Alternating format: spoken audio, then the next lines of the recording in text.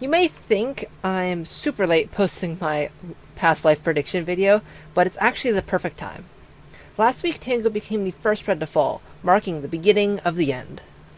The first primitive is historically a sign of further chaos. That's the inspiration behind the infamous canary curse, referencing the canary in the coal mine.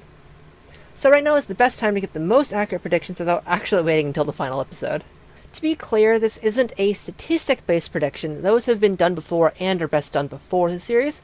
I'm using Daylight Vienna's statistic-based prediction as a reference in addition to my prediction based on trends over the course of past life specifically.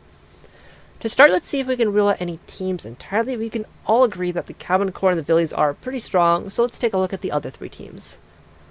The Lost Generation doesn't look too promising for a winner. Cleo has a lot of lives, and I'd love for her to get a win that wasn't an April Fool's event, but unfortunately her stats don't back up her threatening aura that much. Martin is low on lives, which hasn't hampered him too much before, but it does make you reluctant to consider him a possible winner. Overall, the Lost Generation doesn't have strong alliances, which will hurt them towards the end. The Rejects are looking even worse, with a low average life count and low stats overall across the team looking at past seasons. Big B has a lot of lives, but while he usually retains most of them by being pacifistic, he ends up losing them near to the end. While I love to see a Jimmy win, he's just gone red a bit too early to get a good chance. Since Skias doesn't have the stats to make it to the end, Joel ends up being the most promising reject. However, while winning twice in a row would be a very Joel thing to do, sleep deprivation is going to take care of that. The Gluten Guys are a bit more confusing. Obviously, Tango is already gone, and Ren's already on red, and probably won't last until the end, so the Gluten Empire rests on Impulse's shoulders. I talked about Impulse quite a bit in my last prediction video for Wildlife, and I mentioned how Impulse wants to win the most out of anyone, but always falls short due to some internal conflict. I think that the continuous suffering the Gluten Guys have been going through may be the push Impulse needs to pull off a win. With the failure of Tango's Boogeyman attempts in Session 4, the tragedy in subsequent Crash Out in Episode 5, an untimely Red Death leaving Impulse as the sole Gluten Guy might make him lock in enough to win. So if Rendog dies in Episode 6, Impulse's chances rise to significance in my eyes.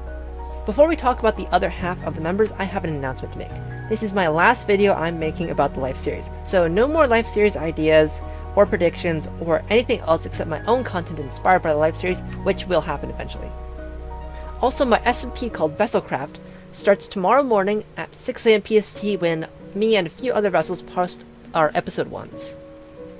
The Vesselcraft SMP is actually where the background footage for this video comes from. If you just subscribed to my channel because of my content talking about the Life series, then I highly encourage you to hit the bell just for tonight, so you can see if you enjoy the Vesselcraft content, and if not, then feel free to unsubscribe, because having a bunch of subscribers that don't watch any of my videos doesn't really help the channel. Thanks for watching, guys. Anyway, back to the prediction. The Horse Alliance is doing much better in comparison to the rest of the server, with several times the number of kills compared to the Corner Coalition.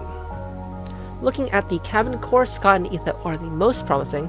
B-Dubs has average stats and hasn't done anything crazy this season, so I don't think he'll rise above the others in the Horse Alliance.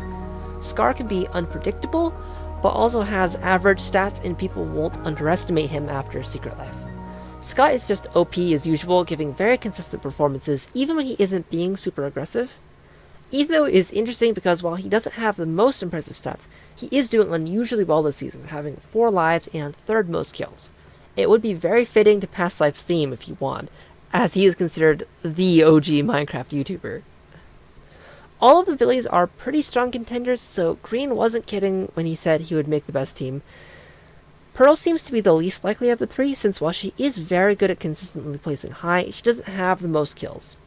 Gem and Green are very close in likelihood of winning, with Green having the most kills across the Life series, and having said he's going for the win again, and Gem just being pretty good at the game. I can't say who I think would win in a PvP between the two, so I consider both of them possible winners. That brings our list of possible winners to Scott, Green, Gem, and Etha. And maybe Impulse. I'm addicted to Copium and want to believe in an interesting outcome, so I'll rule out past winners, and Impulse since he's a special case. So it's either Gem or Etho.